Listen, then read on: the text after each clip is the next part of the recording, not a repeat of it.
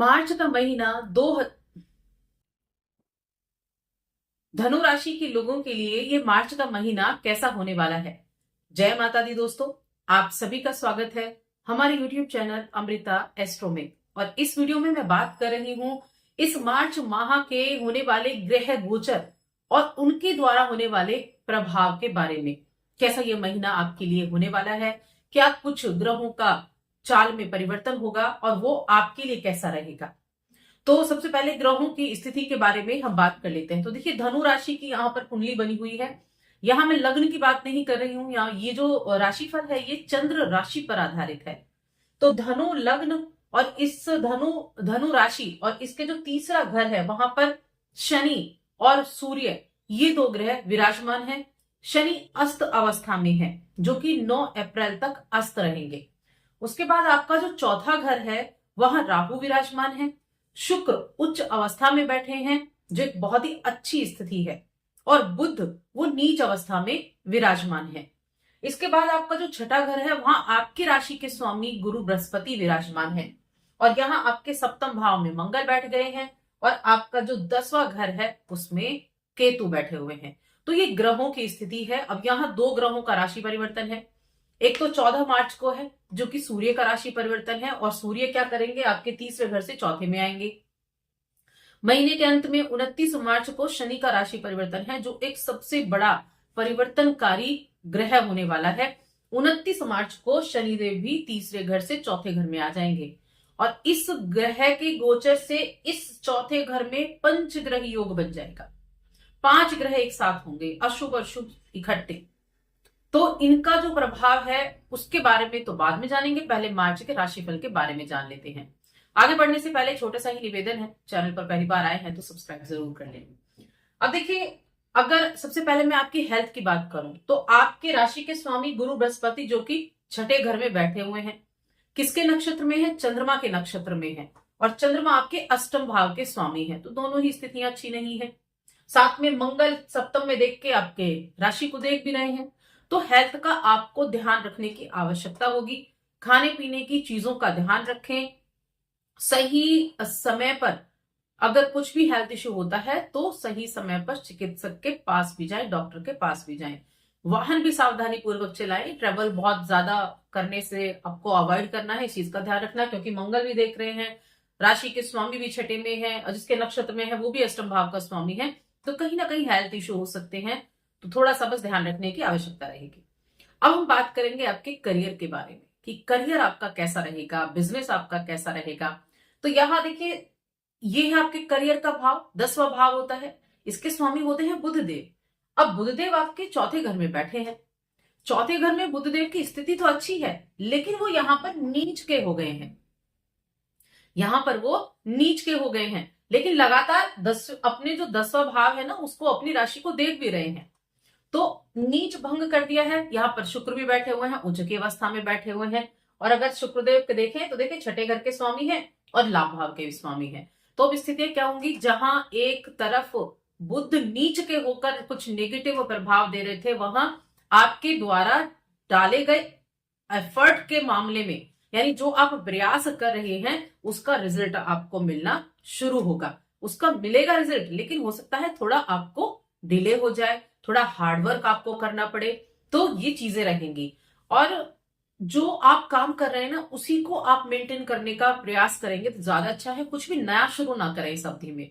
देखिए, शनि होते हैं जो करियर का भाव है उसके कारक, और शनि अभी अस्त अवस्था में है। स्थिति तो अच्छी है शनि की तीसरे घर में, क्योंकि तीसरे घर का शनि बहुत अच्छा होता है, लेकिन अभी अस्त अवस्था में बैठे हुए हैं, और साथ में ये गुरु के नक्षत्र में है, और गुरु आपके चौथे घर के स्वामी है, गुरु आपकी राशि के स्वामी भी है। तो ये एक पॉजिटिव यहाँ पर एक इफेक्ट निकल कर आता है।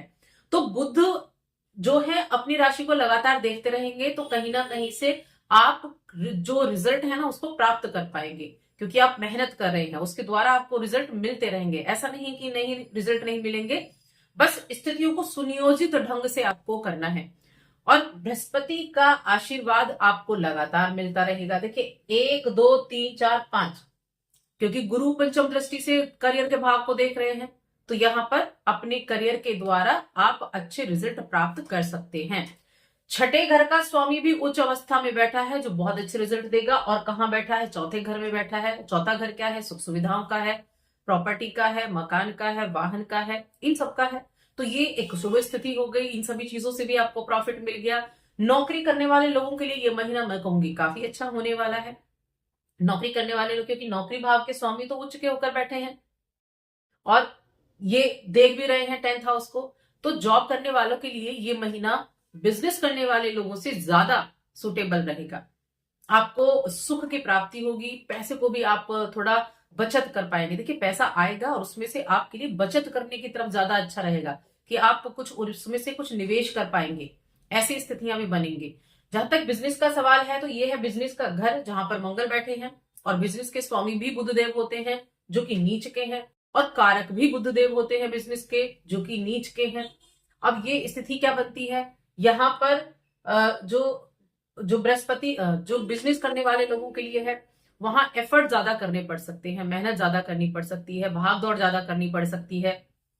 तो ये थोड़ा सा यहाँ पर इसका रिजल्ट मिलता हुआ दिख रहा है। लेकिन यहाँ मंगल विराजमान है, तो मंगल आपको एक एनर्जी तो देंगे कि आप मेहनत करें, और उस मेहनत को सही दिशा में अगर आपने किया तो उसका रिजल्ट आपको मिल जाएगा। देखिए, मंगल देव आपके पंचम के स्वामी हैं, जो कि सप्तम में बैठे हैं, और मंगल आपके 12वें घर के स्वामी सप्तम बैठे हैं। तो विदेश से जुड़ा हुआ कोई कार्य है, अगर आपका एक्सपोर्ट इंपोर्ट से जुड़ा हुआ आपका कोई कार्य है, तो उसमें आपको अच्छे रिजल्ट देखने को मिलेंगे। और इस समय अवधि में जो व्यवसाय है उसमें उसके द्वारा, व्यवसाय के द्वारा विषक बुध नीच के हैं, लेकिन फिर भी आप जो चीजों को मेंटेन करके चलेंगे, जो रणनीतियां बनाकर चलेंगे, उसके द्वारा आप रिजल्ट अच्छे प्राप्त कर सकते हैं। और जो इस राशि के जातक खास तौर से जो बिजनेस कर रहे हैं, उनके लिए मैं कहूंगी, उनके लिए इस समय अवधि में कुछ अच्छे इन्वेस्टमेंट का योग भी बना हुआ है कि अच्छे इन्वेस्टमेंट भी आप कर पाएंगे। मैं कह रही हूं, नया काम का आपको शुरू नहीं करना है, लेकिन इन्वेस्टमेंट अच्छे होते हुए दिखाई दे रहे हैं। धन की स्थिति अच्छी रहेगी, और इस राशि के जातकों के लिए कुछ इंक्रीमेंट वगैरह हो सकता है। इंक्रीमेंट का योग भी बना हुआ है नौकरी पेशा जातकों के लिए। अब देखिए, धन भाव के स्वामी कौन होते हैं? शनिदेव होते हैं। धन भाव के स्वामी हैं और तीसरे घर के भी स्वामी हैं। तीसरे घर में बैठे भी हुए हैं, गुरु के नक्षत्र में बैठे हैं, और गुरु कहाँ है? चौथा घर है। और गुरु कहाँ है? राशि के स्वामी है। तो धन की स्थिति पूरे महीने अच्छी रहेगी, क्योंकि अगर कुछ नेगेटिव है तो पॉजिटिव चीजें गुरु बहुत अच्छे से सपोर्ट कर रहे हैं, शुक्र बहुत अच्छे से सपोर्ट कर रहे हैं, धन के कारक हैं। और इसी वजह से धन की स्थिति, आर्थिक स्थिति आपकी काफी अच्छी बनती हुई दिखाई दे रही है। धन बचाने में गुरु आपकी मदद करेंगे, धन को इन्वेस्ट कराने में आपकी मदद करेंगे। शुक्र का जो गोचर है, जो शुक्र यहीं पर रहने वाले हैं, हालांकि शुक्र वक्री हो जाएंगे, उनका चेष्टा बल बढ़ जाएगा, लेकिन फिर भी जॉब करने वाले लोगों के लिए भी अच्छा है। किसी तरह की प्रॉपर्टी अगर आपकी थी, उस प्रॉपर्टी को आप सेल करना चाह रहे थे या फिर आपको परचेज करनी है, तो उसके लिए अच्छे योग बनेंगे। और इस समय अवधि में इस शुक्र के गोचर से यहाँ इस तरह की चीजों में ट्रैवल भी आपके लिए रहेंगे कि आप इस समय अवधि में ट्रैवल भी करते हुए दिखाई देंगे। अब हम इस प्रेम जीवन, वैवाहिक जीवन के बारे में बात कर लेते हैं। तो प्रेम के स्वामी मंगल देव होते हैं और विवाह के स्वामी बुधदेव होते हैं। अब मंगल तो सप्तम में बैठे हैं और बुधदेव आपके अस्त हैं। तो प्रेम जीवन में थोड़ा ध्यान रखना है, गलतफहमियां हो सकती हैं, आर्गुमेंट वगैरह आप कर सकते हैं। तो प्रेम जीवन में ये मिला जुला प्रभाव देने वाला है। बहुत अच्छा नहीं कह सकते, मिला जुला रहेगा। लेकिन क्योंकि शुक्र उच्च के हैं, प्रेम के कारक हैं, तो आप अपनी स्थितियों को अपने बल पर बना सकते हैं। जितना ज्यादा आप एक दूसरे का सहयोग कर पाएंगे, बातों को समझ पाएंगे, उतना अच्छा रहेगा। वैवाहिक जीवन की अगर बात करूं तो देखिए, वैवाहिक जीवन जहां मंगल बैठे हैं और विवाह के स्वामी जो कि अस्त हो चुके हैं, लेकिन शुक्र यहां है और बुध यहां, तो यहां स्थितियां ये बनती हैं कि वैवाहिक जीवन में भी मिला जुला रहेगा। कुछ ईगो सामने जरूर आ सकती है, कुछ क्रोध मन में हो सकता है मंगल की वजह से, क्योंकि मंगल सामने देख भी रहा है राशि को।